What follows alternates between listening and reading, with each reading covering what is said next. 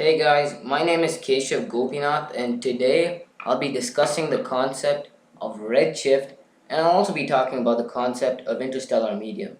Now before I dive into these topics, I'm first going to talk about the expansion of space and try to explain why scientists say that the rate at which space is expanding is accelerating. Now let's just say that this is a point in space and this point in space is represented by a block. Now what happens is that every single point in space in the universe expands or gives rise to more points in space around it, or this block right here gives rise to more number of blocks in every single direction around it. So after a while the block is going to give rise to more number of blocks. It's going to look something like this. It's going to look something like this.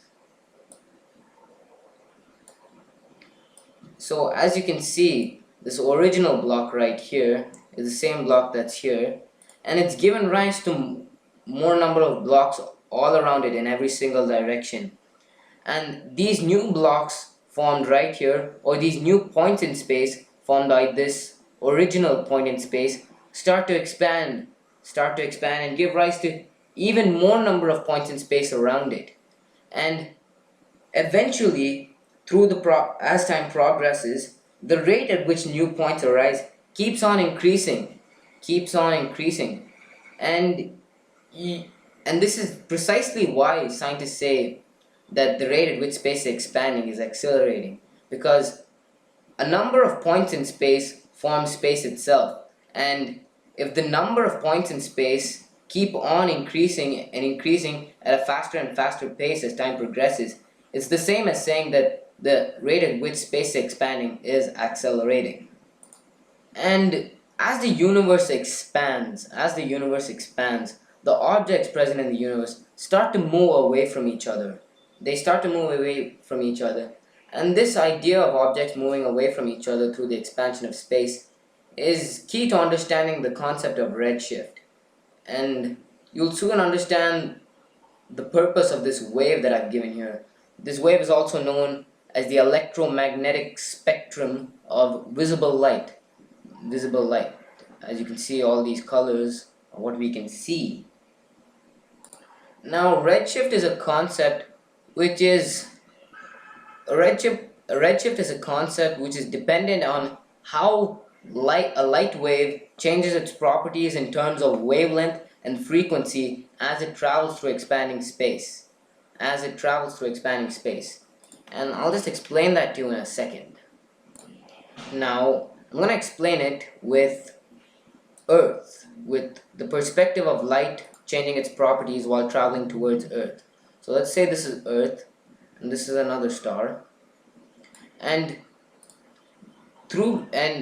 eventually, due to the expansion of space, the Earth and the star right here will start to move away from each other. So over time, the star will be somewhere over here, somewhere over there, and the Earth would be somewhere over here. And what redshift is basically the elongation or the increase in wavelength of a light wave, or the decrease in frequency of a light wave. And how this happens is when a photon let me just draw that. Let's say a photon is emitted at this moment, but as the photon is traveling, the space around it starts to expand, and these two objects start to move away from each other, the Earth and the star, that is. And as this light wave starts to move away from the star, the space that it's traveling through keeps on expanding, and the rate at which space is expanding is not constant. It keeps on accelerating.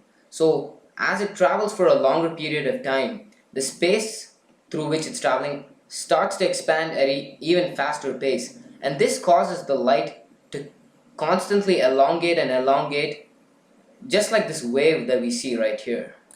So as soon as the light is emitted from the star, the frequency of the light is pretty similar to its original frequency, or should I say the apparent frequency of the light, is pretty similar to its original frequency. And this is due to the fact that the expansion of space, or the rate at which space is expanding, is not much. But as it travels through space, the rate of expansion slowly starts to increase, and the wavelength of light slowly starts to get stretched. And slowly and slowly and slowly, the wavelength starts to get stretched to a point that the color of the light starts to turn red, hence the name redshift. So initially the wavelength of the light would have been something like this, not too long. But as the rate at which space expanding starts to speeden up or accelerate, the wavelength starts to increase.